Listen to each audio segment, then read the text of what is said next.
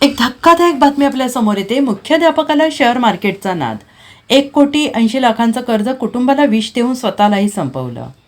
सोलापूर जिल्ह्याच्या बार्शी तालुक्यातील हत्तीस गावात एका जिल्हा परिषद शाळेच्या मुख्याध्यापकाने आपल्या 2 मुलांसह पत्नीला विष देऊन स्वतःची जीवनयात्रा संपवल्याची धक्कादायक घटना उघडकीस आली आहे।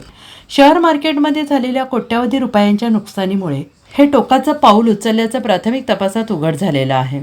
या घटनेमुळे संपूर्ण बार्शी तालुक्यावर शोककळा पसरलेली आहे। योगेश पाटील मुख्याध्यापक, माधुरी पाटील पत्नी, अथर्व पाटील मुलगा आणि शिवांश पाटील मुलगा अशी मृत्यू झालेल्या कुटुंबातील सदस्यांची नावे आहेत। याबाबत मिळालेल्या माहितीनुसार मृत योगेश पाटील हे नंदुरबार येथे जिल्हा परिषद शाळेत मुख्याध्यापक म्हणून कार्यरत होते।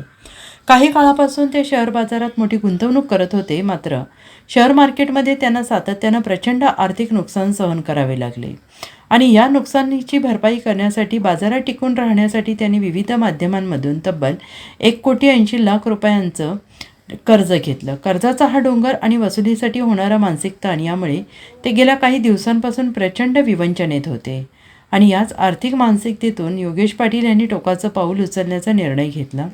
त्यांनी बार्शी तालुक्यातील आपल्या हत्तीस या मूळ गावी असताना आधी आपली पत्नी माधुरी आणि दोन्ही पोटच्या मुलांना विष देऊन संपवलं। त्यानंतर योगेश पाटील यांनी स्वतः गळफास घेऊन आत्महत्या केली आहे। नमस्कार, मी PI कुंदन गावडे, पोलीस निरीक्षक, वैराग पोलीस ठाणे। वैराग पोलीस ठाणे हद्दीतील हत्तीस या गावी एक दुर्दैवी आज घटना घडलेली आहे।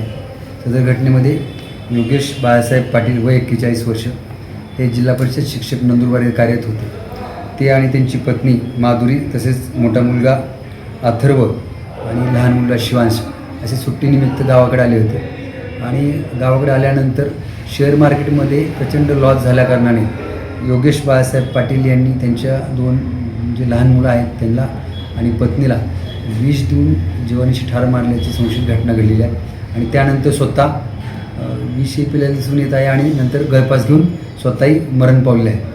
त्या अनुषंगाने वैराग पोलीस ठाणे येथे घटना नोंद झाली आहे आणि पुढील तपास चालू आहे। सुसाईड नोट वगैरे काही सापडले आहे का?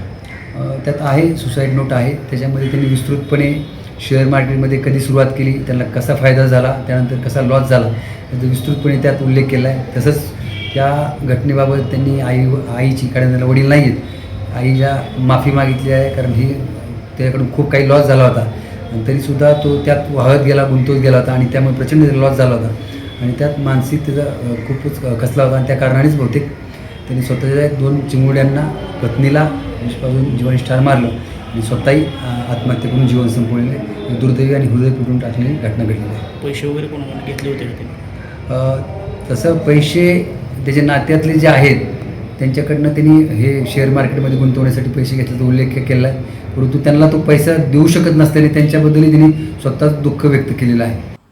Bureau report SCN Marathi, Solapur.